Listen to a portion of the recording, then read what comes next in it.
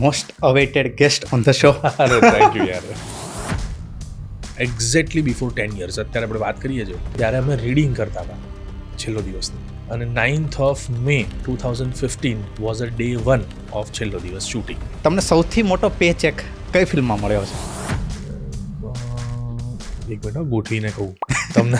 એટલે એમાં એવું છે કે અમુક પ્રોડક્શન ને પ્રોડક્શન એવું ભેગું છે ને, એટલે થોડું અટવાવું જવું છું. સિદ્ધાર્થ અંદરિયા સરના નાટકનો ડાયલોગ યાદ આવી ગયો. ઉભો રે, ગોઠવા દે મને.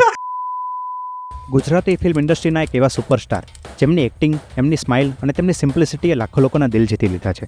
આજના પોડકાસ્ટમાં આપણી સાથે છે મલ્હાર ઠાકર. એમની સાથે આપણે ડિસ્કસ કર્યું છે કે મલ્હારભાઈની લાઈફમાં એક્ટિંગ સિવાય શું છે, એમનો બિઝનેસ માઇન્ડસેટ કેવો છે, મૂવી રિલીઝ વખતનું એ પ્રેશર, મૂવીની સફળતા અને ફેઇલર અને ક્રિટિસિઝમને એ કઈ રીતે હેન્ડલ કરે છે. છેલ્લો દિવસ પહેલાંની એમની મુંબઈની 9 વર્ષની સ્ટ્રગલ કેવી હતી. મુંબઈમાં હું તો કહું છું કોઈ પણ ફિલ્ડવાળાએ એટલીસ્ટ 13 થી 14 મહિના મુંબઈ રહેવું જ જોઈએ. Whatever you do in whatever case છે, બધા જેટલી બધી હોશિયારી છે ને બધી નીકળી જાય દોસ્ત, એમાં બધી બહુ મજા છે. એટલે હું તમને મારા ફેમિલીની વાત કરું ને, મારા એટલા બધા કઝિન્સ છે, એટલા બધા મામાઓ ને એટલા ફોઈ ને એટલું બધું સોશિયલ છે ને આખું ઘર. એ તો મેરેજમાં જોઈ લીધું. એટલે it is like a chaos એમ. દુનિયાભરના લોકો છે અને એવરીબડી અ ટેમ્પલ વિઝિટર. કે મલ્હારભાઈની ફિલ્મ છે, આ ટાઈપનો રોલ હશે, આ ટાઈપની કોમેડી હશે, એમનો રોલ આ ટાઈપનો જ હશે. એટલે હું તો સારી ફિલ્મો પણ કરું ને ખરાબ ફિલ્મો કરું, એકની એક ફિલ્મ કરું, ઇટ ઇઝ માય ચોઇસ. એ પછી જ્યારે લોકો કહેતા હોય છે ને પછી ઓલ ધ બેસ્ટ પંડ્યા જેવી સુપરહિટ આપો, પછી કેવી મજા આવે. પછી શોધો કે ક્યાં ગયો, મળતો કેમ નથી હવે. મેં ચૂપ જ થઈ ગયા બધા. ફિલ્મ રિલીઝ થઈ શુક્રવારે, એ દિવસ કેવો હોય છે? હું હજી મારા ફ્રેન્ડ્સને પૂછતો હોઉં છું, જે મારા 10-12 જે ફ્રેન્ડ છે, કેવું લાગ્યું ભાઈ, કેવું લાગ્યું, બરાબર છે, કેવું લાગ્યું, કહેજો ને શું લાગ્યું. આવું તો બુકમાં શો ખોલતા હોય છો? ના, હવે નથી ખોલતો. હવે મને ડર લાગે છે એકચ્યુઅલી, કંઈ બી થઈ શકે છે તો શું થાય એમ. જો તમારું કોઈ સિક્રેટ છે અને ખરેખર સિક્રેટ રાખવાનું છે પણ એક વ્યક્તિને કહેવાનું છે, તો એ કોણ હોય? કોઈ નહીં હો. હા, છોકરાઓની ગેંગ બહુ અઘરી છે ભાઈ.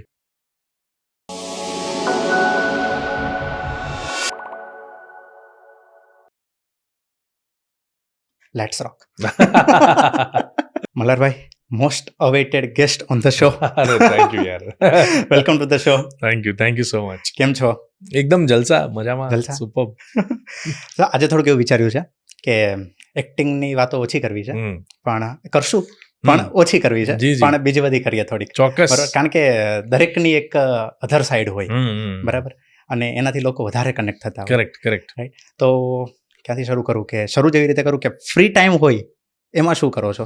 હમણાંના ફ્રી ટાઈમમાં હું સ્ક્રિપ્ટ વાંચતો હોઉં છું, પછી મ્યુઝિક સાંભળતો હોઉં છું, ફ્રેન્ડ્સ અને ફેમિલીને મળતો હોઉં છું, કારણ કે ફ્રી ટાઈમ હોય ત્યારે જ આ બધું પોસિબલ થતું હોય છે. સેકન્ડલી, નવી વેબ સિરીઝ જોવી કે નવી વાર્તાઓ વાંચવી, એવું બધું કરતો હોઉં છું. પણ આમ જનરલી ફ્રી ટાઈમ મળવો બહુ અઘરો હોય છે મારા માટે, પણ કાઢી લેતો હોઉં છું ફ્રી ટાઈમ, કે વચ્ચે આમ ફ્રી પડવાનું એમ એવું. બાકી કંઈક ને કંઈક હું લોડમાં વ્યસ્ત હોઉં છું એમ. બરાબર. અને આમ યુટ્યુબ ને એવું કન્ઝ્યુમ કરતા હો છો ફ્રી ટાઈમમાં? Yes absolutely. વધારે શું જોતા, કેવું? વધારે તો હું અત્યારે ઇન્ડી પોપ મ્યુઝિક સાંભળી રહ્યો છું, કારણ કે મારા માટે હમણાં જ ગઈકાલનો જ અનુભવ છે કે રેપ સોંગ ફોર એક્ઝામ્પલ મારા માટે નવું છે. મેં કોઈ દિવસ એવા સાંભળ્યા નથી, કે કોઈ એવા ફોલો નથી કર્યા આર્ટિસ્ટ કે આ રેપ સોંગ્સ હશે હાથે. અને એવું જ મારું ઇન્ડી પોપ સોંગ્સમાં બી હતું કે યાર આ મ્યુઝિક સાલું બહુ અલગ વર્લ્ડ છે. આપણે ખાલી ક્લાસિકલ ને સુગમ ને ગરબા ને ફિલ્મ સંગીત એમાંથી બહાર નથી આવ્યા. જો કે એ વધારે ગમે જ છે ઓફકોર્સ, પણ એટલે એ બધું મ્યુઝિક વધારે કરતો હોઉં છું, સારા ગીતો સાંભળતો હોઉં, સારા વિડીયોઝ જોતો હોઉં, સારા તમારા જેવા આર્ટિસ્ટના પોડકાસ્ટ સાંભળતા હોઈએ, જોતા હોઈએ, કારણ કે એમાં નોન માણસો આવે એટલે આપણને મજા આવે. સંદીપ પટેલ આવે તો એમની જોડે એમની વાતો સાંભળવાની મજા આવે, કારણ કે જેને આપણે વર્ષોથી ઓળખતા હોઈએ, યસ, એમની વાતો સાંભળવાની વધારે મજા આવે. કરેક્ટ. એટલે એ બધું કરતા હોઈએ છે. એ સિવાય બી મેં ઘણું બધું જોયું છે કે તમને ક્રિકેટમાં અને એમાં બહુ ઇન્ટરેસ્ટ છે. એબ્સોલ્યુટલી. અત્યારે તો આમ ક્રિકેટનો કેમ માહોલ ચાલી રહ્યો છે, IPL 2025 તો ક્રિકેટ જ લાગે છે, એવું કોન્સ્ટન્ટ મેચીસ આવી રહી છે. કઈ ફેવરિટ ટીમ કઈ છે? એટલે આમ ચેન્નઈ અને આમ ગુજરાત બંને ભેગું છે, અને બીકોઝ ઓફ પૂજા મુંબઈને બી સપોર્ટ કરવો પડે છે. આ કેવું છે, આપણે ગુજરાત તો હોય જ, પણ આમ એક પ્લેયર માટે થઈને આપણી બીજી ટીમ ફેવરિટ હોય. મારે મુંબઈ જ છે. રોહિત શર્મા, રાઈટ. એટલે અમારા આખું ઘર અલગ અલગ છે. મારો ભાઈ છે તો એ I think Rohit Sharma follower છે, પપ્પા છે તો એ બધા ચેન્નઈ ફોલોઅર છે, મમ્મીને ગુજરાત ટાઇટનનો કોઈ પ્લેયર ગમે છે, એટલે બધું આમ અંદર અંદર જ ગેમ ચાલે છે. ઇન શોર્ટ એવું છે. જ્યારે આ બધાની મેચ હોય ત્યારે ઘરમાં જ માહોલ બની જાય. માહોલ બની જાય છે. એટલે મેચ જોવાની મજા આવે યાર, ઓફકોર્સ ઇટ્સ ફન. એટલે આમ ફિઝિકલી ગ્રાઉન્ડમાં જઈને જ ક્રિકેટ રમવાની મજા આવે કે પછી થોડુંક ગેમિંગ ને એવું બધું બી ઇન્ટરેસ્ટ ખરા? ગેમિંગ થોડું ઓછું છે મારું. મને બહુ ટેકનિકલ ગેમ હમણાં પેલું PS5 જેમ કે લીધું છે, પણ મને હજી એટલું આવડતું જ નથી કે એનું કેવી રીતે એક્ટિવ કરું હું, કે કેવી રીતે એના ઉપર રમી શકીએ આ તે. પણ શીખી રહ્યો છું હું. અને આઉટડોર ગેમ્સમાં હું વોલીબોલ રમતો હતો, એટલે વોલીબોલ મને બહુ ગમે છે, ક્રિકેટ મને ગમે છે. તો એ બંને ગેમો હું જનરલી આઉટડોરમાં રમતો હોઉં છું. પછી કોઈ પણ ગેમ એક્સપ્લોર કરી લઉં, જેમ કે બોલિંગ પણ હું બહુ જ સરસ રમી રહ્યો છું, એટલે એ પણ એક્સપ્લોર કરતા હોઈએ, એટલે મજા આવે. આઉટડોર ગેમ્સ તો આઈ લવ ઇટ એમ એવું છે. PS5 તમે વાત કરી તો જો તમને એડવેન્ચર ટાઈપની ગેમ ગમતી હોય ને, મિશન વાળી, તો એક ગેમ સજેસ્ટ કરીશ, અનચાર્ટેડ. બહુ મસ્ત ગેમ છે. અચ્છા, હા, એનો PS5 નો એક્સપિરિયન્સ ખરેખર સુપર છે. એવું છે? તો પછી લઈ લઈશું યાર, તો શીખીશું. એકદમ એકચ્યુઅલી બધા કશું ફોલો કરતા કરતા કંઈક ને કંઈક મળતું જાય એવું કંઈક હશે ને? હા, એમાં શરૂઆતમાં છે જ ટ્યુટોરિયલ આવે જ છે, પણ પછી જે અંદર પછી તમે ગેમમાં જે ઇન્વોલ્વ થઈ જાઓ અને પછી અને એમાં એ લોકોએ ઇન્ડિયન કલ્ચર બતાવ્યું છે. ગેમ તો બહારની યુએસની જ છે આઈ થિંક, પણ એની અંદર જે એ લોકોએ આપણા જે જૂના સ્થાપત્યો છે એનું જે આખું ડિઝાઇન કરી છે એની અંદર, અને એ પ્રમાણે જે મિશનો અંદર આપણને ગણપતિજીની મૂર્તિ દેખાશે, શંકર ભગવાનની મૂર્તિ દેખાશે, મતલબ આ લેવલે એ લોકોએ આ બધું અંદર શો રિસર્ચ બી કર્યું છે. એટલે બહુ સુપર ગેમ છે. એટલે હું ખાસ એટલે સજેસ્ટ કરીશ. 100% અનચાર્ટેડ લિસ્ટમાં નાખી દઈશું. સો તમે ક્રિકેટની વાત કરી, ક્રિકેટમાં આટલા બધા ઇન્ટરેસ્ટેડ છો, પણ ક્રિકેટ છે ને એ ભારતીય માટે આમ એવો પોઈન્ટ છે ને કે પહેલાં એકવાર તો વિચાર્યો છે કે મોટો થઈને ક્રિકેટર બનવું છે, પછી આપણે જે ફિલ્ડમાં આવ્યા એ ફિલ્ડમાં, પણ ક્રિકેટર બનવાનું તો એકવાર તો વિચાર્યું હશે. એટલે મને છે ને સૌરવ ગાંગુલી બહુ ગમતો હતો, એટલે મારો ફેવરેટ પ્લેયર હતો, કારણ કે હું બી લેફ્ટી હતો અને રાઇટી બોલિંગ કરું છું. તો મને એવું લાગે કે હું એ જ છું એમ. એટલી બધી મજા આવતી હતી એમને જોવાની, એના શોર્ટ્સની ડિઝાઇન, આ તે બધું ગજબ. એટલે એમને જોઈને એવું થતું હતું કે યાર પ્લેયર હોય તો આવા બનવું, બાકી ના બનવું એમ એવું. પણ ઓફકોર્સ આ તો બધું કેવું છે કે યાર cricket is a very long journey. ક્યારે શરૂ થાય, ક્યાં પતી જાય, અને ક્યારે તમારો ચાન્સ લાગે, અને it's a very long journey, just like actors. પણ એમની જર્ની મને વધારે, કારણ કે કોન્સ્ટન્ટલી તમારે હાજર રહેવું પડે, ફિટનેસ ઉપરથી લઈને બધી દુનિયા અડધી છોડીને અડધું ક્રિકેટ કરી દેવું પડે, એટલે ડિફિકલ્ટ છે બધું. બહુ ડિફિકલ્ટ છે તો, અને એમાં તે ટોપ 11માં તમારે સ્થાન મેળવવું એટલે બહુ ડિફિકલ્ટ છે. યસ. ઓકે, સો 2015 પછીની વાત તો બહુ બધી જગ્યાએ સાંભળી છે, બરોબર, પણ મારે 15 પહેલાંની જે સ્ટ્રગલ છે ને એ થોડીક વાત કરવી છે, બરોબર, કે 15 પછી તો છેલ્લો દિવસથી તો બધા ઓળખે છે કે મોહિસ મલ્હાર ઠાકર, બરાબર, પણ 15 પછી મેં એવું સાંભળ્યું છે કે 9 વર્ષ કે 9 કે 10 વર્ષની ટોટલ સ્ટ્રગલ હતી, રાઈટ? તો એ ફેઝ શું હતો? આ કઈ રીતે શરૂ થયું? નાનપણથી કઈ રીતે શરૂ થયું આ? એટલે આમ એવું છે કે મારો જન્મ 1990માં, એટલે હું અમદાવાદમાં જ રહ્યો 12મા ધોરણ સુધી, એટલે 12th સ્ટાન્ડર્ડ સુધી મેં અમદાવાદમાં જ સ્ટડી કર્યું છે. મારો જન્મ સિદ્ધપુર થયો, સિદ્ધપુરથી બધા અહીંયા આવી ગયા. એના પછી હું 12મા ધોરણ સુધી ગુજરાતી મીડિયમમાં ભણ્યો. 11th-12thમાં મેં આર્ટ્સ લીધું. વાત આવે છે કોલેજથી, કે કોલેજ કરવી તો અમદાવાદમાં કરવી કે ક્યાં કરવી. અને મને સ્ટેજ બહુ ગમતું હતું, એટલે હું ફોક ડાન્સ કરતો હતો, ને નાના પેલી સ્કીટ કરતો હતો, ને માઇમ પ્લેસ કરતો હતો, ને એવું બધું. તો એ વખતે એવું થયું કે યાર એકચ્યુઅલી આપણે આવું કરવું હોય તો ક્યાં જવા મળે અમદાવાદમાં. તો પછી મેં બાળ નાટકો પણ કર્યા હતા એ વખતે. પછી 12th પછી એવું નક્કી કર્યું કે HK આર્ટ્સ કોલેજમાં એડમિશન લે, કારણ કે સૌમ્ય જોશી ત્યાં ભણાવે છે, ને સૌમ્ય જોશીના નાટકો બહુ ગમતા હતા અમને. એટલે એમ થાય કે HK આર્ટ્સ કોલેજમાં એડમિશન લઈએ તો એ બહાને આપણને નાટકમાં પણ જવા મળશે અને લિટરેચર ભણવા બી મળશે, કારણ કે લિટરેચર એ વખતે બહુ રસનો વિષય હતો કે યાર વાંચીએ, ભણીએ. ઇન બિટવીન મેં મુંબઈમાં પણ એડમિશન લઈ લીધેલું, એ બેચલર્સ ઇન માસ મીડિયા કરીને 3 વર્ષની કોલેજ આવે, પ્રોપર BMM. તો એ વખતે એવું થયું કે 3 વર્ષની કોલેજમાં એટલે HK ચાલુ થઈ ગયું, HKના 10 દિવસ થયા અને એડમિશન ત્યાં ક્રેક થયું.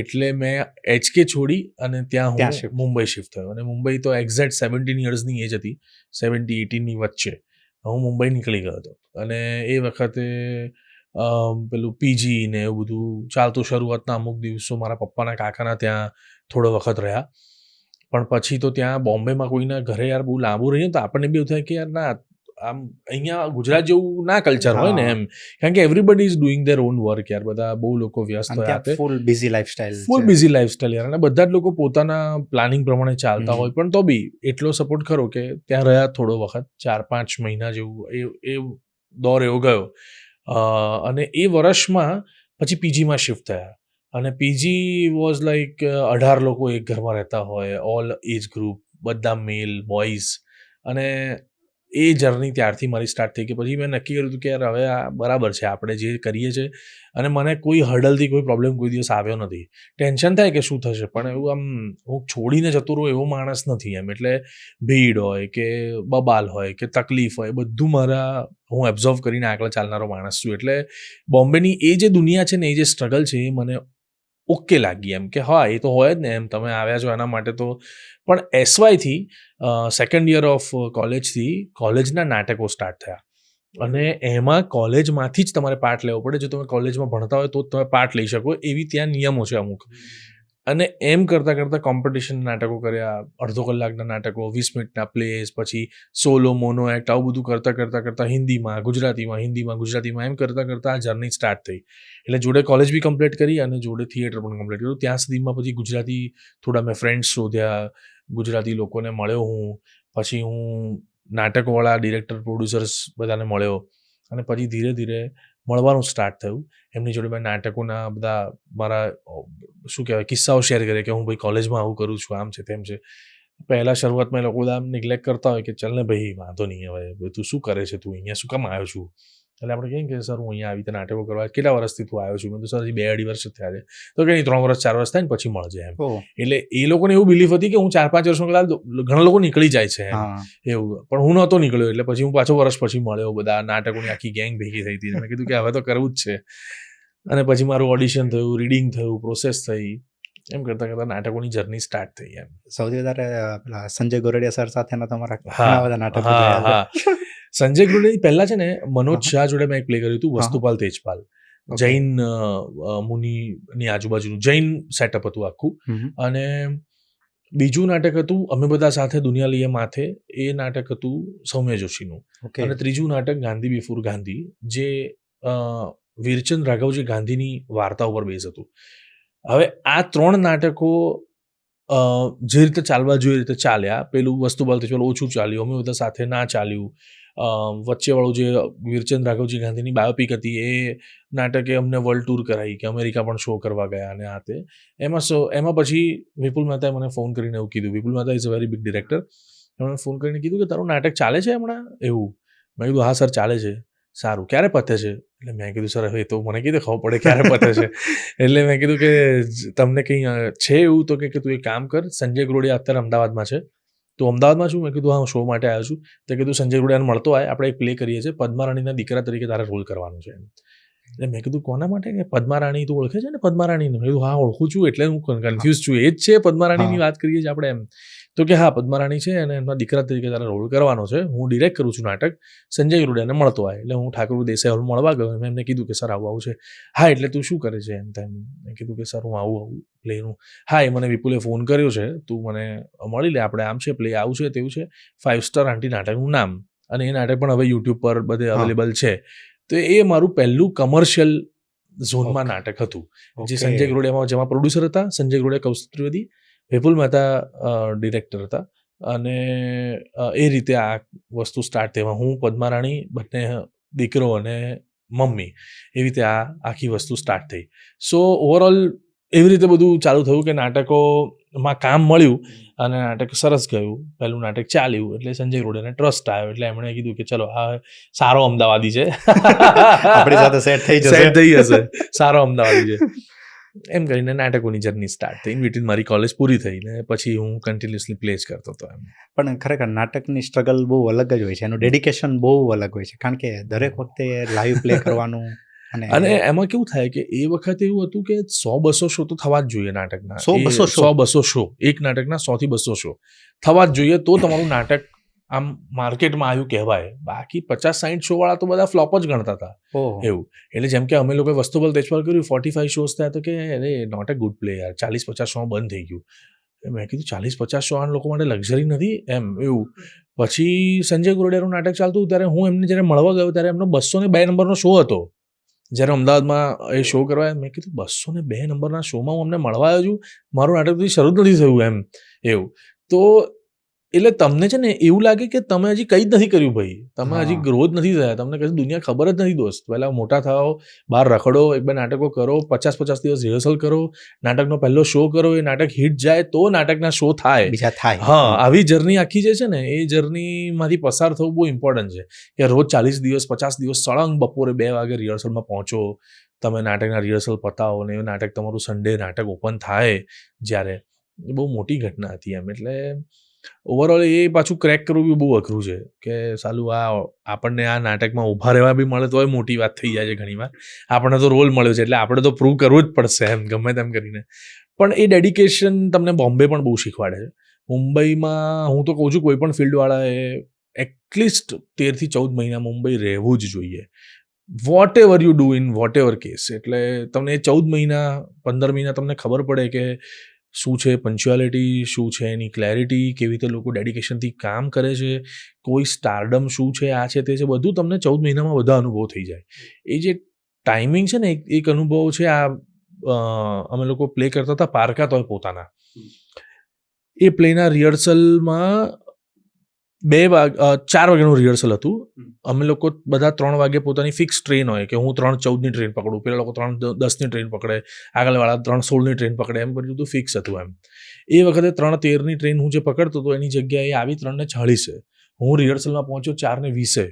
તો 20 મિનિટ જે મોડો પડ્યો ને 20 મિનિટમાં તો ત્યાં એવો માહોલ હતો કે હું 2-3 કલાક મોડો છું. એટલું બધું રીડિંગ ચાલી ગયું હતું, 2 સીન પતી ગયા હતા, 4-5 સીન આગળ વધી ગઈ હતી વાર્તા, મારા સીન કોઈ સરે વાંચી લીધેલા. એટલે મને એમ થયું કે હું આજે આઉટ થઈ જઈશ એમ, કારણ કે જે રીતે માહોલ ચાલતો હતો. પણ પછી એ દિવસને આજનો દિવસ હું કોઈ દિવસ મોડો નથી પડ્યો, કારણ કે એ મને ત્યાંથી શીખવા મળ્યું કે યાર નહીં, યાર લેટ તો નહીં પડવાનું, બસ ગમે તે હોય. બહુ મેજર કોઈ ક્રાઇસિસ હોય એ અલગ વાત છે. જેમ કે હમણાં અમદાવાદમાં નવું છે કે અમુક રસ્તાઓ બંધ થઈ જાય તો ડિફિકલ્ટ પડી જાય કે રોજ તો ચાલુ હતો, આજે કોઈ બંધ થયો, પણ દેટ ઇઝ ડિફરન્ટ સ્ટોરી. પણ તમારી જે રેગ્યુલર લાઈફસ્ટાઈલ હોય એમાં જો મોડા પડ્યા એ તો નહીં જ ચાલે એમ. અને એ મને તે દિવસે શીખવા મળ્યું. તો એટલે હું કહું છું કે માણસે 14-15 મહિના બોમ્બેમાં રહેવું જોઈએ, કોઈ પણ ફિલ્ડના માણસ હોય, ત્યારે એમને ખબર પડે બધા જેટલી બધી હોશિયારી છે ને બધી નીકળી જાય દોસ્ત, એમાં બધી બહુ મજા છે. એ 13-14 મહિના બધું જ શીખવાડી દે. એકલતા, ભૂખમરો, પૈસાના ક્રાઇસિસ મેનેજમેન્ટ, તમારું મંથલી એક્સપેન્સ મેનેજમેન્ટ, તમારી ટ્રેન પકડવાની તાકાત, તમારી એક ઓનેસ્ટ તમારી લાઈફ હોય, તમને ખબર પડે તમે કેટલા નશા બાજુ કેટલા છો અને ફિઝિકલી કેટલા રિયલ લાઈફમાં છો એ બધી તમને ખબર પડે, તમારું ગ્રુપ ઓફ સર્કલ ખબર પડે, લોટ ઓફ થિંગ્સ 14-15 મહિનામાં યુ અન્ડરસ્ટેન્ડ કે સાલું આ જીવન છે કે આ છે એમ.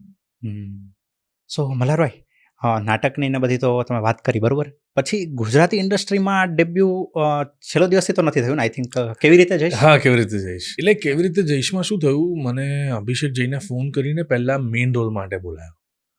પહેલા મેઇન રોલનું રીડિંગ કર્યું એટલે મને જોડે અનીશ શાહ જેણે ઉડનછુ ડિરેક્ટ કરી એ પણ હી વોઝ ધેર. પછી રીડિંગ કર્યું, પછી આપણે 2-4 સીન કર્યા. એટલે મને એવું થયું કે આ હશે આપણું મેઇન રોલમાં વાત ચાલતી હશે. અને એ વખતે કન્સિડર કરતા હશે તો આપણને હજી સુધી નથી ખબર.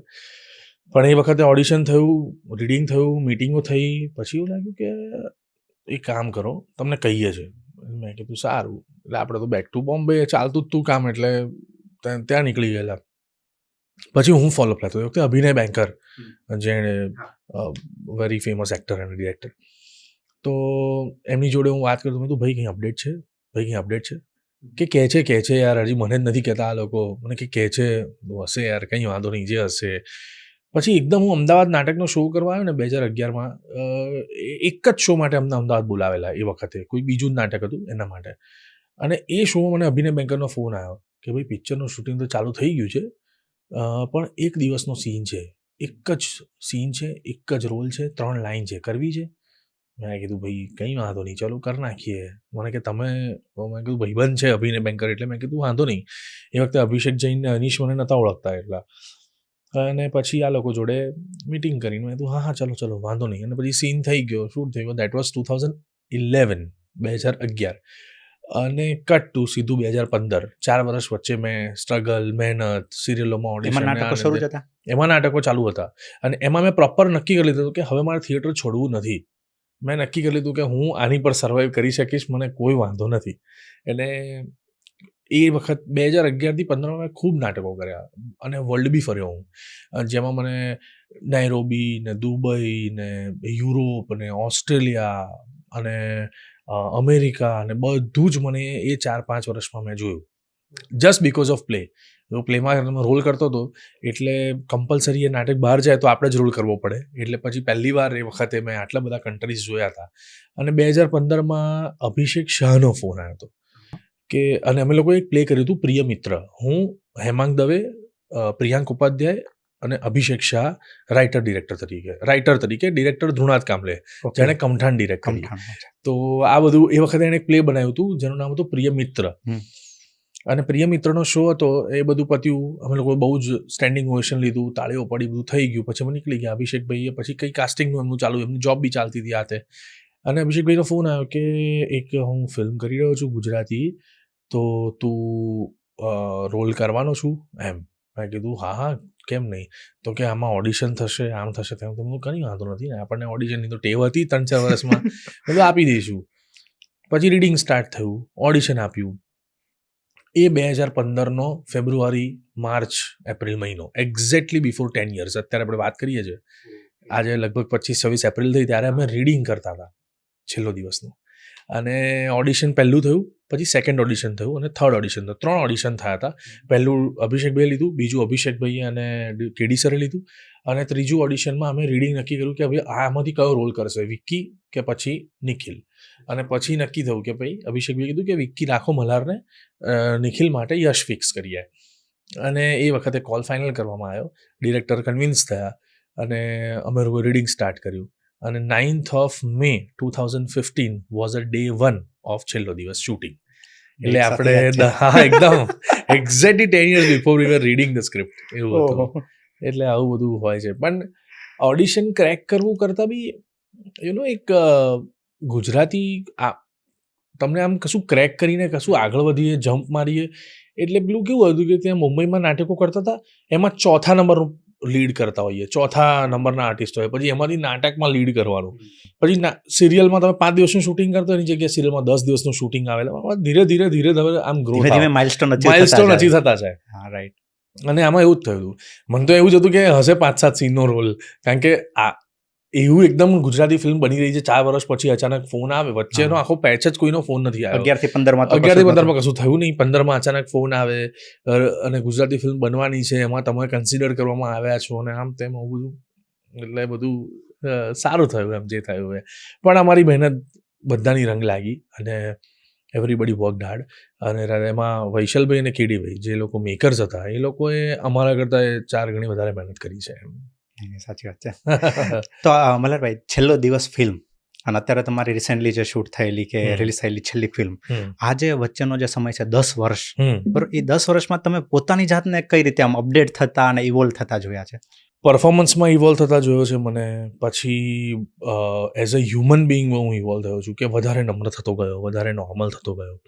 જો કે પહેલાં બી હતો જ, પણ પેલું હોય ને કે આમ તમે જેટલા ઉપર જાઓ એટલા તમે નીચે બેસી પણ શકો, એવો એક થયું. ત્રીજું, કોન્ફિડન્સ લેવલ બહુ વધ્યું, જે બહુ ઇમ્પોર્ટન્ટ વસ્તુ રહી. ચોથું, કે નાટકોના કોઈ પણ કલાકારની વેલ્યુ મને જ્યારે હું કોઈને મળું ત્યારે મને હજી પણ સમજાય છે કે કેટલી સ્ટ્રગલ છે નાટકમાં, શું છે શું નહીં. એટલે જેને કર્યું હોય એ સમજી શકે. એટલે રિસ્પેક્ટફુલી હું બધાને મળું. એટલે રિસ્પેક્ટ ફોર ઓલ જે નેચર છે ને, એ મારો ડેવલપ થયો. અને હ્યુમન બિંગ તરીકે મને ખબર છે, આઈ એમ વેરી પેશનેટ. મને બહુ ગમે છે કામ કરવું. એટલે હું કોઈ દિવસ ટેકન ફોર ગ્રાન્ટેડ કામ નથી કરતો. એટલે મને એવું લાગે કે કદાચ ઈશ્વર પણ જોતો હોય કે ભાઈ તું આટલી મહેનત કરે છે, તું કરે છે, તો તને કોઈ દિવસ પાછો નહીં પડવા દઈએ. તો એ ભગવાનની દયા છે. અને કોઈનું કાપીને આગળ વધવું મને કોઈ દિવસ ગમ્યું નથી. બાકી એવું તો બધું શું હોય છે મને એ બી નથી ખબર. આપણે આપણું કામ કરવાનું, આપણી રીતે આગળ વધવાનું, આપણું બેસ્ટ આપવાનું ને આપણે દોડવાનું. કોઈની મદદ લઈને અથવા કોઈનું કામ કાપીને કે આની પિક્ચર નહીં ચલાવીને મારી પિક્ચર ચલાવ, એવું બધું નેચર મારો ડેવલપ નથી થયો. અને I am very grateful in that way કે ભાઈ બહુ જ સરસ કે આવા જ રહ્યા છીએ આપણે એમ. સાચી વાત છે. મેં એક છે ને શાહિદ કપૂરનો એક પોડકાસ્ટ હતો કે ઇન્ટરવ્યૂ મને બહુ ખ્યાલ નથી, પણ મેં એક જોયો હતો. એમાં એણે એક બહુ સરસ વાત કરી હતી કે એક્ટરની લાઈફ છે ને એમાં કેવું છે કે દરેક વ્યક્તિ માટે 400 મીટરની દોડ છે, પણ એ શરૂઆત છે ને બધાની સેમ જગ્યાએથી નથી થતી. કોકની શરૂઆત 200 મીટર આગળથી થાય છે, કોકની સ્ટાર્ટિંગ પોઈન્ટથી થાય છે, કોકની 50 મીટર પાછળથી બી થાય છે. બરાબર છે, બરાબર છે. એટલે જે તમે સ્ટ્રગલની વાત કરી ને એ છે કે જે 50 મીટર કે 100 મીટર પાસે થઈ જાય ત્યાંથી તો આપણે સ્ટાર્ટિંગ પોઈન્ટે પહોંચવાનું છે, પછી દોડવાનું શરૂ કરવાનું છે. અને એમાં જે રેસ જીતવી એ ખરેખર ટફ છે. દયા છે ભગવાનની, સારું છે કે રેસમાં લાગેલા રહ્યા અને આગળ વધ્યા એમ. તો તમને આજે મેં કીધું આ 10 વર્ષનો જે સમય ગયો એમાં તમને લાગ્યું કે ક્યાંક ક્યાંક કોઈક હાયર પાવર જે આપણે કહીએ કે તમે વાત કરી એટલે હું પૂછું છું કે ભગવાનને આપણે ક્યાંક ને ક્યાંક બોલામાં રાખ્યા છે 100%. એ આપણને તમને દરેક માઇલસ્ટોને તમને હેલ્પ કરી રહ્યા છે. એટલે હું તમને મારા ફેમિલીની વાત કરું ને, મારા એટલા બધા કઝિન્સ છે, એટલા બધા મામાઓ ને એટલા ફોઈ ને એટલું બધું સોશિયલ છે ને આખું ઘર. એ તો મેરેજમાં જોઈ લીધું. અરે યાર, મારા એટલે સમજો મારા એક સગા કાકા છે, 3 સગા મામા છે, એક સગા માસી છે, 4 સગા ફોઈ છે અને એમની 3જી જનરેશન છે. એટલે it is like a chaos એમ. દુનિયાભરના લોકો છે અને એવરીબડી અ ટેમ્પલ વિઝિટર. અમારા ઘરમાં બધા મંદિર, અને કોઈ વર્ષમાં એકવાર ચાલો સોમનાથ જઈએ, ચાલો કુળદેવી જઈએ, ચાલો આપણે ધાર દર્શન કરવા જઈએ, મહાકાળેશ્વર જઈએ. એટલે ટેમ્પલની આજુબાજુનું વર્લ્ડ બહુ અમારી ડેવલપ થયું છે અને અમારા બધા જ લોકો પ્યોરલી બ્રાહ્મીણ ફોલોઅર છે. એટલે હું જનોઈ પહેરું છું, ફોલો કરું છું, એવું મારી આજુબાજુના બધા કઝિન્સ ફોલો કરે છે, મારા બધી આખી લીગ ફોલો કરે છે. મારા સંસ્કારમાં આવી ગયું છે, દાદાઓના સમયથી બધા ફોલો કરે છે એમ.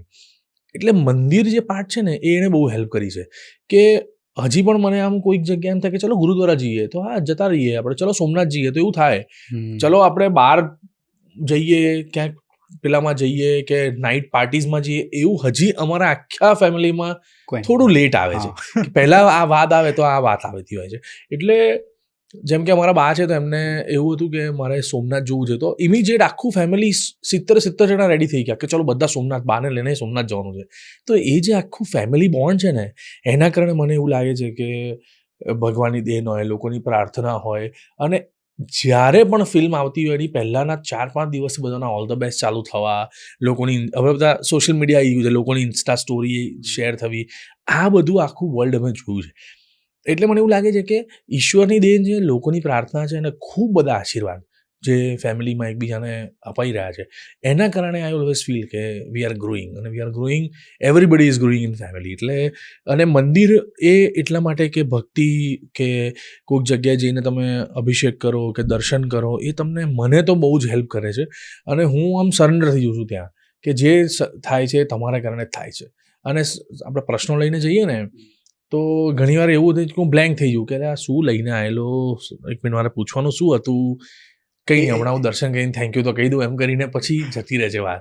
સો એવી એનર્જી મને આઈ ઓલવેઝ. અને પૂજા મારી વાઈફ છે, શી ઇઝ અ મેડિટેટર. એટલે રોજ સવારે આમ 2 કલાક પોતાની જાતને આપવા, એ એની પાસેથી હું શીખ્યો છું. એટલે બધું એક સાથે સાથે થઈ રહ્યું છે. તો એ પણ એક બહુ ઇમ્પોર્ટન્ટ વસ્તુ છે કે તમે આવું બધું આમ ફોલો કરો અથવા મંદિર જાઓ, દર્શન કરો. એટલા માટે જ બધું, હું ઈંડા નથી ખાતો, નથી ડ્રિંક કરતો, નથી હુક્કા, નહીં સ્મોક, નહીં કશું જ નહીં. એટલે મારા માટે શોખ ફૂડ અને કોફી, એનાથી વધારે, અને આઈસ્ક્રીમ, ડેઝર્ટ્સ, બસ. એનાથી વધારે મેં એવા શોખ બી ડેવલપ નથી કર્યા કે યાર આજ તો એ કર લેંગે, વો કર લેંગે, એવું કશું નથી. બધું ઓલરાઇટ છે જીવન એમ. તો આઈ થિંક હું કહું છું ને કે પ્રેયર્સ લોકોની બહુ જ કામ કરે છે. ઈશ્વર તમને સતત સાથે રાખે છે. જે તમે ગ્રો કરી રહ્યા છો એમાં ઈશ્વર પણ જોડે તમને હેલ્પ કરી રહ્યો એવું ફીલ થતું હોય, કોન્સ્ટન્ટલી થતું હોય છે. ના, ખરેખર છે. અને તમે જે કીધું કે મંદિરે જઈએ અને પછી જે એ એક જ જગ્યા એવી છે કે જ્યાં તમે એકદમ ખુલીને વાત કરી 100% એકદમ ખુલી જાઓ એવું છે. અને મારે બીજું તમારા થોડાક રોલ વિશે પૂછવું છે. મને વચ્ચે યાદ આવ્યો તો ક્વેશ્ચન કે તમે ફિલ્મોના જે રોલ છે એ કઈ રીતે ચૂઝ કરો છો? ફિલ્મોના રોલ છે ને 2 રીતે સિલેક્ટ કરું છું. એક, પ્રેક્ટિકલી જો આ ફિલ્મ આવે, થિયેટરમાં રિલીઝ થાય તો લોકો આ કેરેક્ટરથી કનેક્ટ થશે કે નહીં, એ પહેલાં હું જોઉં છું. બીજું એવું જોઉં છું કે જો એક્સપેરિમેન્ટ કરવાનો છે, કંઈક આવું આમ રેન્ડમ ધુઆધાર જેવી ફિલ્મ છે જે ઓડિયન્સને એવું થાય કે આ શું આવ્યું યાર, એકદમ આમ એવું જોશે, પણ એ મને ખબર છે કે એવી રીતે જોશે, તો એ ક્લેરિટી રાખતો હોઉં છું. અને લોકોને ગમે એવી ફિલ્મ અને લોકો માટે રિપ્રેઝન્ટ થતી ફિલ્મ અને ફેમિલી બોન્ડવાળી ફિલ્મ, આ મને વસ્તુ વધારે ગમે છે. એટલે હું પહેલાં એમાં ટાર્ગેટ રાખતો હોઉં છું કે જેમ કે પ્રતિક ગાંધીવાળી સ્કેમ છે, તો મને બહુ જ મજા પડી કે યાર આ મસ્ત વાર્તા આવી છે એમ. એટલે ક્રિએટિવ વાર્તા, નવી વાર્તા અને સતત કંઈક રિપ્રેઝેન્ટ કરતી ગુજરાતની વાર્તા, એવું કંઈક હોય ને તો મને બહુ ગમતી હોય છે. એટલે સિલેક્શનમાં હું હવે થ્રુ થઈ ગયું છું કે મારે આ કરવું છે ને હું આ કર્યા કરીશ, કે આ નથી કરવું તો નથી જ કરવું એવું. તો જેમ કે વોશ મને ઓફર થયો તો હું કદાચ ના કરત, મારો ઝોન જ નથી, એ મન નથી જ ફાવી રહ્યું અથવા માંથી હું નથી જોઈ શકતો, તો પછી કરી તો કઈ રીતે શકું એમ, એવું છે. એટલે આવું બધું મારા માટે હોય એક્ટરના છે. માઇન્ડમાં ક્લિયર હોવું બહુ જરૂરી છે. હા, એ પણ હોવું જોઈએ ને, સેલ્ફ જજમેન્ટલ હોવું જોઈએ કે તમે કયા કયા એક્સપેરિમેન્ટ કરો છો. જેમ કે અમે લોચા લાપસી કરી, પછી ઓલ ધ બેસ્ટ પંડ્યા કરી, પછી લગન લાગી રે પણ કરી, શુભયાત્રા પણ કરી, અને આવી કોઈક નાયિકા દેવી કે કસુંબો ઓફર થયો તો એ પણ કરી હોત. એટલે એવું બધું જ અમે એક્સપ્લોર કરવા માંગીએ છીએ જે લોકોને ગમે પણ ખરા અને લોકો જોઈને એન્જોય કરે કે બોસ લાયા એમ, એવું. મતલબ જ્યારે આ પોડકાસ્ટનું રિસર્ચ ને બધું ચાલતું હતું ને ત્યારે મેં એક વસ્તુ સોશિયલ મીડિયા ઉપર નોટિસ કરી કે લોકો એવું માનતા હોય છે કે લોકો એવું કહેતા હોય છે કે મલ્હારભાઈની ફિલ્મ છે, આ ટાઈપનો રોલ હશે, આ ટાઈપની કોમેડી હશે, એમનો રોલ આ ટાઈપનો જ હશે. એ પછી જ્યારે લોકો એવું કહેતા હોય છે ને પછી ઓલ ધ બેસ્ટ પંડ્યા જેવી સુપરહિટ આપો, પછી કેવી મજા આવે. એટલે હું ઘણી વાર કહેતો હોઉં છું કે ભાઈ મેં એમના માટે પિક્ચર કરી જ નથી, આ તો બધી ઠીક છે, આ તો બધી પ્રજા એવું છે. આ ઓલવેઝ કેવું છે ખબર છે કે તમે પેલું હોય ને કે અરે ઇન્ડિયા તો બહુ ખરાબ હૈ, ઇન્ડિયા બહુ ખરાબ હૈ, અને પછી તમે ચક દે ઇન્ડિયા જેવી પિક્ચર કરી ના હોય એટલે લોકો એમ થાય કે ભાઈ ये तो बोल रहा था इंडिया का बहुत खराब है यार, तो कैसे हो गया यार, इसकी पिक्चर कैसे चल रही है. તો પછી એવું છે કે ઓડિયન્સને તો આખો મામલો ખબર જ છે. ઓડિયન્સ ઓલવેઝ ડિસાઇડ્સ કે એને શું જોવું છે, બરાબર. એટલે મારે તો રિપ્રેઝેન્ટ કરવાનું છે. હું તો એક પેલો છું કે ભાઈ કલાકાર તરીકે બહાર આવી રહ્યો છું, માર્કેટમાં આવી રહ્યો છું, એટલે મારે તો રિપ્રેઝેન્ટ કરવાની છે વાત. એટલે હું તો સારી ફિલ્મો પણ કરું ને ખરાબ ફિલ્મો કરું, એકની એક ફિલ્મ કરું, ઇટ ઇઝ માય ચોઇસ. પણ હું એવો પ્રયત્ન કરતો હોઉં છું કે તમે લવની ભવાઈ ફિલ્મને પણ વખાણી, તમે છેલ્લો દિવસને પણ વખાણી, તમે શું થયું ને પણ વખાણી, તમે ઓલ ધ બેસ્ટ પંડ્યાને પણ એટલી વખાણી, એટલે પછી વેનીલા આઈસ્ક્રીમને તમે એટલી વખાણી, તો પછી તો અમને ખબર છે અમે કયા ફ્રન્ટ પર રમીએ છીએ. એટલે ઓડિયન્સને અમુક જે પેલા ટ્રોલર હોય છે ને કે જેમનું કશું કામ નથી હોતું, એ લોકોને આ બધું બહુ એવું લાગે કે અરે આ તો આવું છે, આ તો આવું છે, આ દુનિયા આવી છે, બહારથી એવું જ લાગવાનું છે કે. અને બીજું કે આ લેવલ પર નથી એ લોકો, જે લેવલ પર હું છું, કે જે લેવલ પર આપણે કામ કરીએ છીએ. કે તમને લોકો કેમ ગાળો આપે સાગરભાઈ કે તમારા જેવું ઇન્ટરવ્યુ નથી કરી શકવાના, એટલે તમને ગાળો આપે છે. તમે સમજો આ થોટ છે કે તમે આ નથી, આ આવડતું જ નથી, એમને નથી આવડવાનું. એમની એજ ગ્રુપ પણ એવી છે અને એમની ટેલેન્ટ પણ એટલી જ છે કે જે બહુ 1% બી નથી. એટલે આપણે એમને ગણીએ નહીં તો બેટર ને, એવું મારું માનવું છે. અને આપણે આપણું કામ કરવાનું. પહેલાંય નહોતા જોતા તમારી સામે, અત્યારે બી નથી જોતા, તો એન્જોય એમ, એવું છે. ઓકે, મેં કીધું ક્યારેક આવું થાય તો પછી શોધો કે ક્યાં ગયો, મળતો કેમ નથી હવે. મેં ચૂપ જ થઈ જાય બધા, એવું.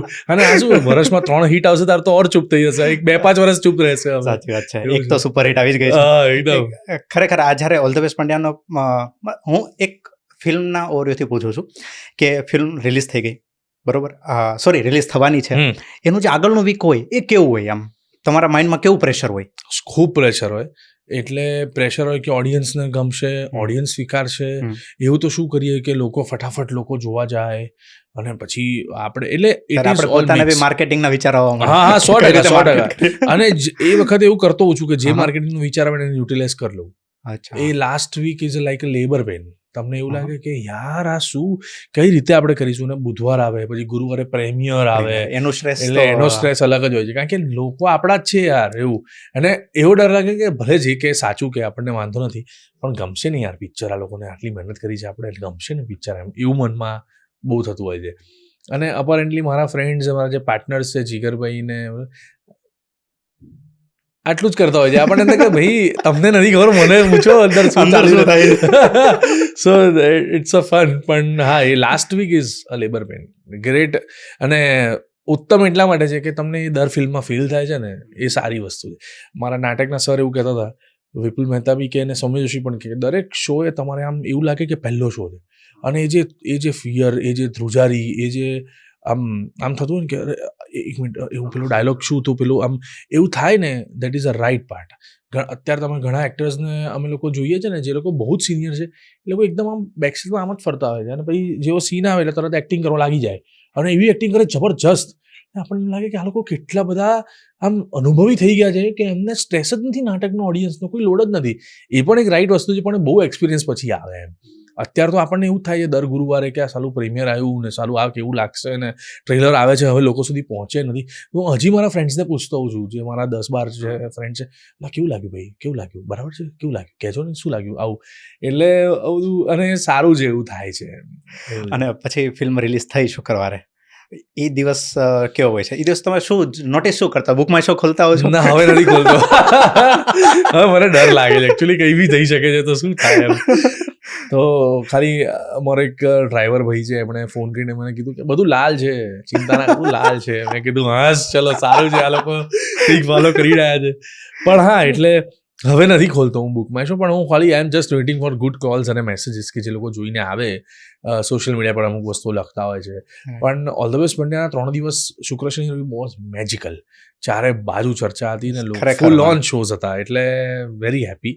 અને લોકોએ સ્વીકાર્યો આ કેરેક્ટરમાં, આ રોલમાં, ને ફિલ્મને આટલી બધી વધાવી, એટલે બહુ અનેરો આનંદ હતો એમ. અને હજી એક અલગ આવી રહી છે, જય માતાજી લેટ્સ રોક. એમાં કઈ ટાઈપનો રોલ છે તમારો? એ ઇટ્સ અ ફેમિલી ફિલ્મ, અને ટીકુ તલસાનિયા અને વંદના પાઠકનો એક છોકરો જે ઘરમાં કંઈ બી કરી શકે છે, અને એટલો બધો ક્વિક ડિસિઝન મેકર છે. એટલે એના ડિસિઝન આમ કરી નાખીએ તેમ કરી નાખીએ પ્રકારનો છોકરો છે. એટલે અને દાદી is very important in this film. એટલે ખરેખર એ જે ટ્રેલર જોયું ને એટલે લાગે કે આ ફિલ્મ રિલીઝ થશે ને પછી દાદી સુપર હિટ. એટલે કાકા કાકી, મમ્મી પપ્પા, હું અને દાદી અને મારો ભાઈ, આવા આ જે આખું ફેમિલી બોન્ડ છે. પણ હવે કાકા કાકી અલગ રહે છે, હું, મમ્મી પપ્પા, મારો ભાઈ અલગ રહીએ છે, અને દાદી કેવી રીતે આખું આ ઘટનામાં અંદર ભણાયા છે, એ બહુ અમેઝિંગ વાત છે. એટલે હું તો કહીશ કે ઇટ ઇઝ પ્યોરલી એન્ટરટેનિંગ. લોકોને હસતા હસતા હસતા એટલી ધમાલ થવાની છે કે I am waiting for a good thing. મને કહું ટ્રેલરમાં બેસ્ટ સીન કયો લાગ્યો? જ્યારે દાદી કંઈક શું માગે છે મને ખબર નહીં, રોટલો માગે છે અને પછી જે ચોકઠા ઘસાવે છે, એનો લાગ્યું કે ઓકે આ એવી ફિલ્મ લાગે છે કે જે દાદી બધાને નચાવશે. 100% એવું જ છે. પણ એ જ છે. અને મેં હમણાં શેખર શુક્લા સર સાથે મારે પોડકાસ્ટ હતો, તો એમાં એમણે વાત કરી કે આ ફિલ્મનું ટ્રેલર તમે જુઓ કે કઈ રીતનું છે, અને પછી હું તમને કહું કે આ ફિલ્મ મે મહિનાની ગરમીમાં શૂટ કરેલી છે. એક્ઝેક્ટલી. કે અમદાવાદની મે મહિનાની ગરમી, અને એમાં બી કે પોળોની અંદર કે આનું જે શૂટ થયું છે, એ તો મનીષ એની દાદો છે એમાં. કારણ કે એટલી બધી કરેક્ટ ફીલ પકડે છે ને કે આ ફિલ્મમાં આવું જ જોઈશે. અને એક્ટર્સ બી એટલા સપોર્ટિવ ઓફકોર્સ હોય જ, તો જ આ કોમ્બો સેટ થાય.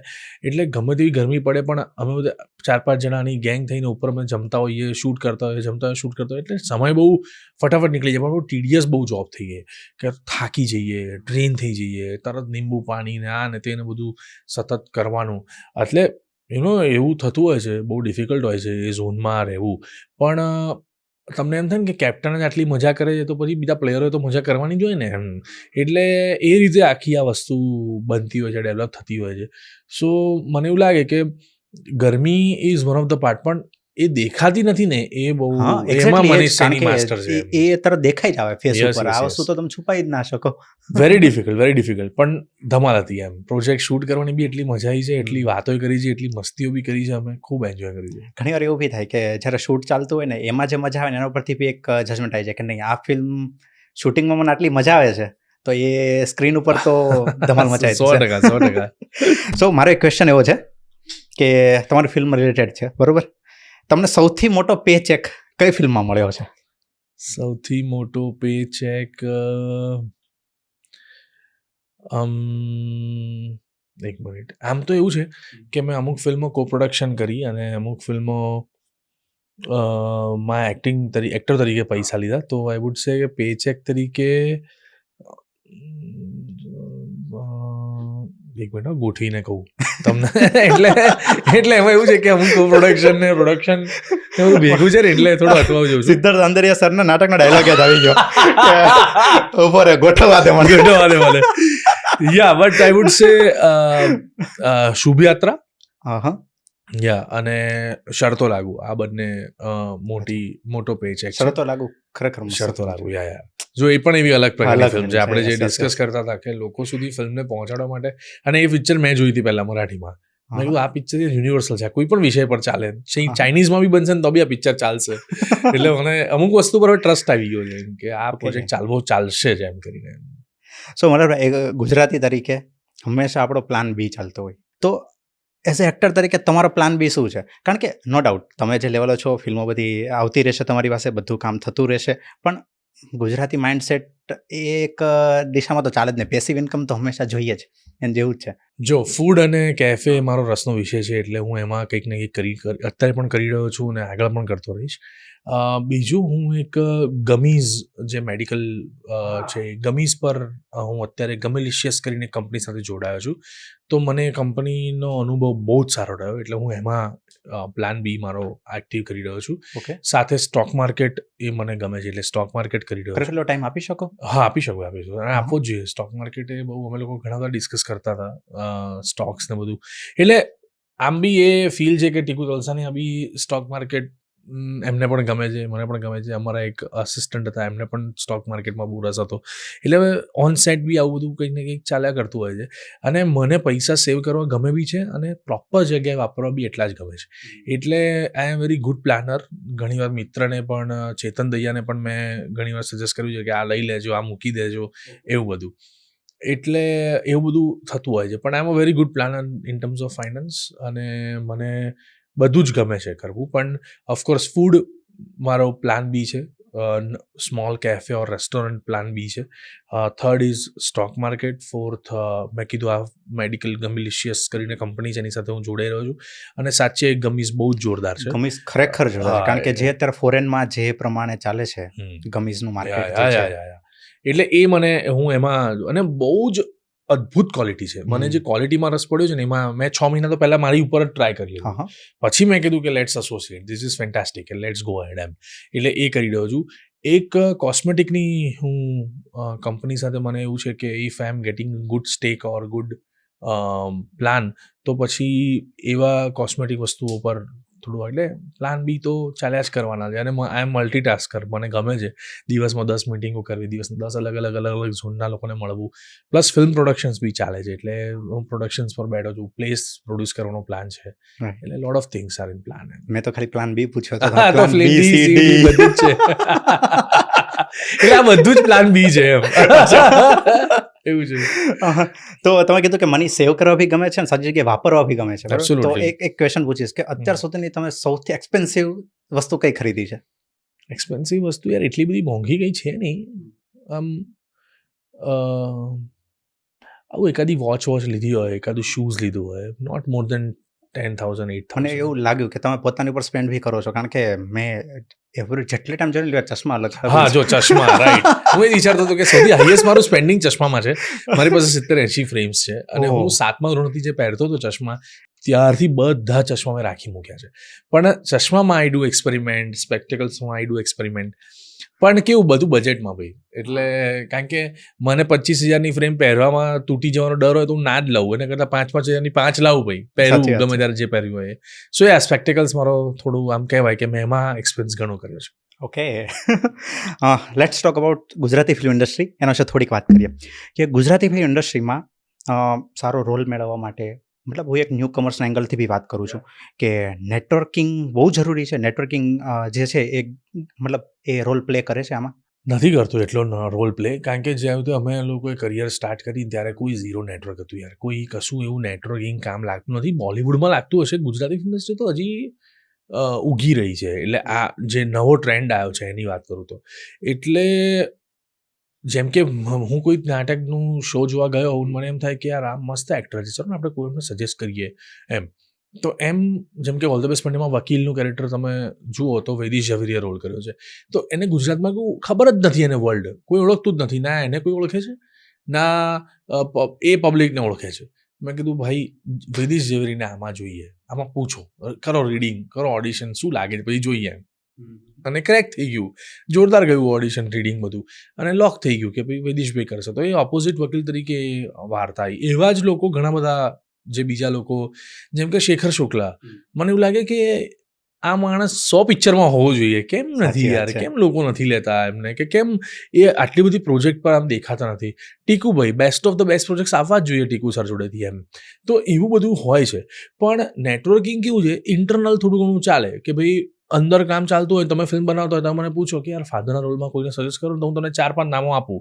પણ કોઈ ન્યૂકમર તરીકે આવે તો પછી એ કેવું છે, સિમ્પલ પ્રોસેસ છે. તમે મળો ડિરેક્ટરને, તમે તમારું કામ બતાવો, તમે તમારા ઓડિશન આપો, તમે તમારું કામ રેકોર્ડ કરીને રિપ્રેઝેન્ટ કરો, અને જ્યારે સારું કામ હોય છે ને વાયા લોકો સુધી પહોંચી જ જાય છે. એટલે જેમ કે મને સુરતના એક એક્ટર પંકજ પાઠકજી અને જીતેન્દ્ર સુમરા અને પદ્મેશ પંડિત બહુ ગમે છે, આ ત્રણેય કલાકારો. એટલે મને એમ થયું કે આ ક્યારે એમની જોડે એસોસિએશન થશે આપણું યાર, ક્યારે એવું કોઈ પ્રોજેક્ટ બનીએ કે આ 3 જણા આપણી જોડે હોય છે. કે લગન સ્પેશિયલમાં પંકજ પાઠકજી વોઝ ધેર, પણ પદ્મેશ પંડિત છે, જીતેન્દ્ર સુમરા છે.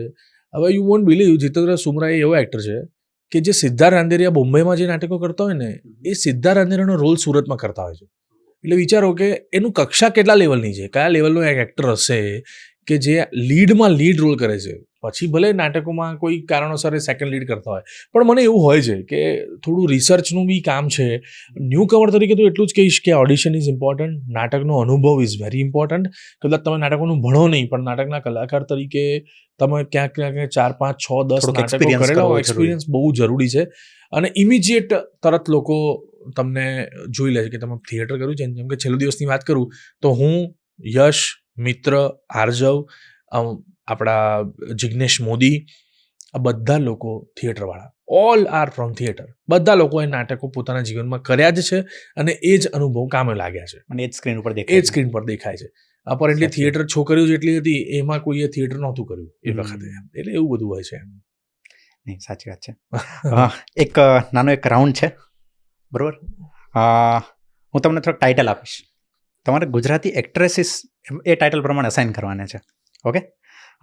Drama queen, drama queen Isha Kansara, beauty with brain, Pooja Joshi, most supportive, most supportive પણ માં પૂજા જ આવે છે, એવું છે.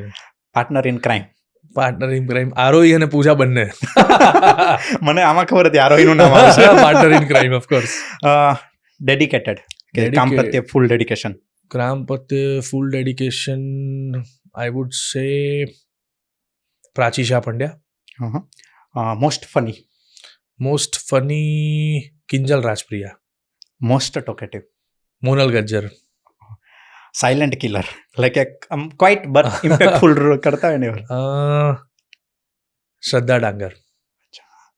હવે એક સિચ્યુએશન કહીશ, બરોબર? એમાં મેલ જે એક્ટર છે એમાંથી કોને તમે ચૂઝ કરશો?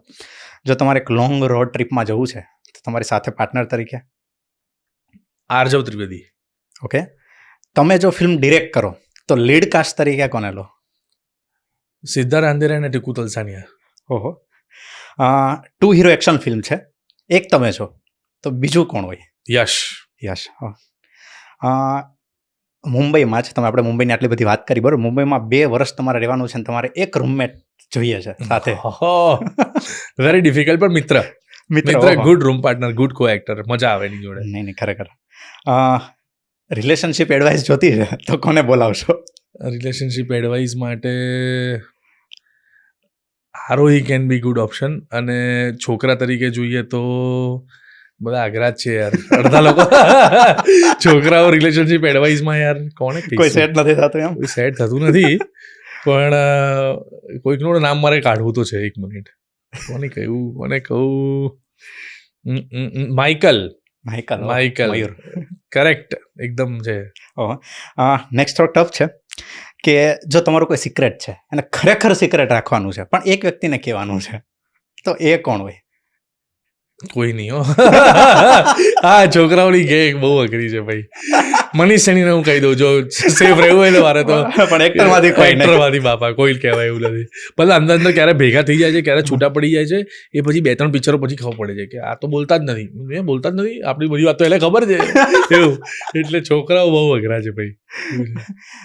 ખરેખર. મેં તમારો એક બહુ જ જૂનો ઇન્ટરવ્યૂ હશે, મતલબ એ સાંભળ્યો છો કે કંઈક વાંચ્યું હતું કે મને ખબર નથી, પણ છેલ્લો દિવસ રિલીઝ થઈ ત્યાં સુધી તમારું સોશિયલ મીડિયા અકાઉન્ટ જ નહોતું.